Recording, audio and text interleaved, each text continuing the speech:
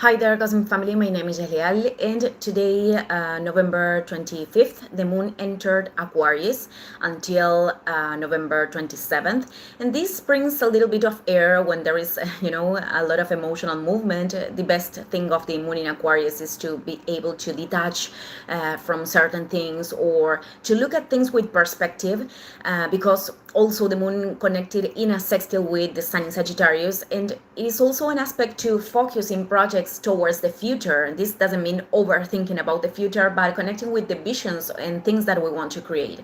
Anyways, water is still active because tomorrow Venus in Scorpio is going to perfect the trines with Jupiter retrograde in Cancer, Saturn retrograde, awakening in Pisces, and later it is going to do so with Neptune retrograde also in Pisces, but it is already participating of this grand trine of water that is going to continue because Mercury is about to be direct too, and it is going to reactivate this configuration.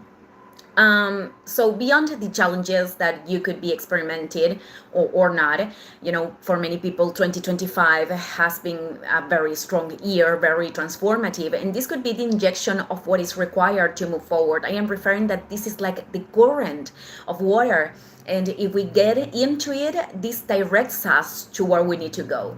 Understanding that we come from transits in Scorpio in the last days. Yesterday we had the conjunction between Mercury retrograde and Venus that is still active, and the Scorpion energy is very related to the void, the void that we could feel when we are in the transition of letting go of an experience and moving towards the next one, the passage towards new assimilations of processes that we have been experimenting, or could also be the void that generates to be in certain spaces or doing certain things that are not representing us anymore. And this is not a comfortable sensation. So many people could fall into this tendency of wanting to cover up that void in any ways to not feel the uncertainty. Could be focusing on something that is not contributing to the growth anymore, people, situations, or just mental focuses. But if we understand that this phase has truly a purpose and we inhabit it without wanting to run, without controlling, marvelous experiences could emerge. Some people, for example, talking about Venus, could connect with a very pure desire of their soul, the will of investing their energy in something that they would like to do a lot.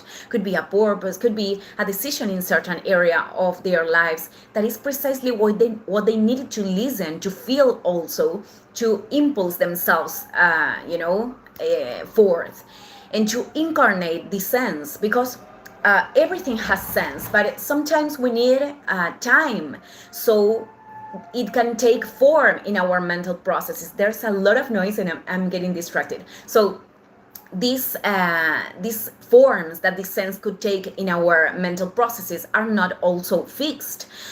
The more we grow, the more we find new connections between experiences. So this trend could be also getting in touch with the things that actually produce nutrition, that are nourishing us in all levels, emotional, mentally, physically, and from the tiny things like tiny habits, conversations, until projects and circumstances that are more bigger, so precisely this contact we do through the information that emotions give to us, or the intuition that also speaks to us through the body.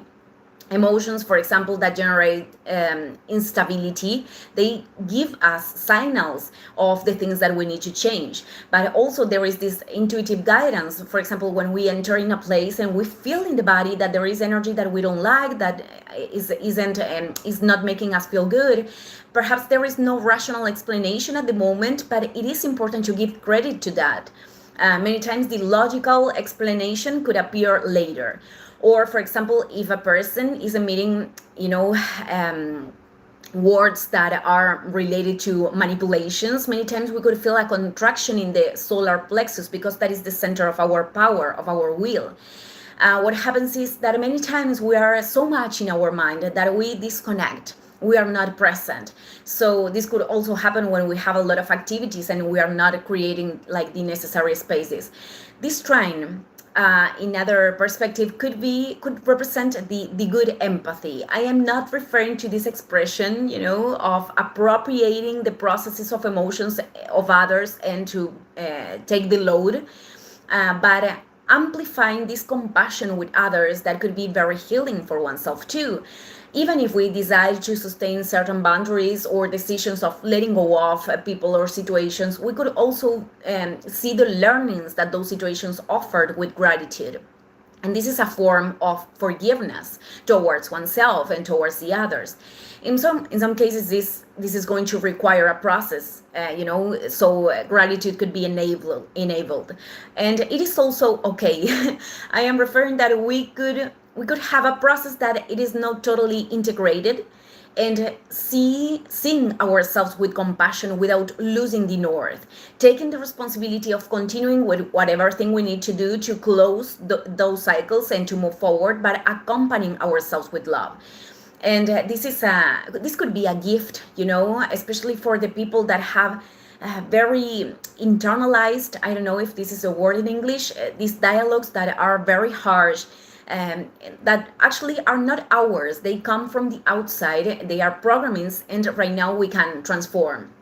At last, this configuration could be the recognition of the circle of people or spaces in which truly we can offer and receive emotional support, where we can share, the ups and downs, the family that we are choosing, and to give value to that.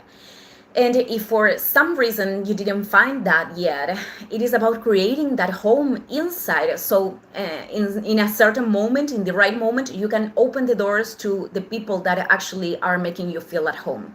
Thank you, everyone. See you in the next video. Ciao, ciao.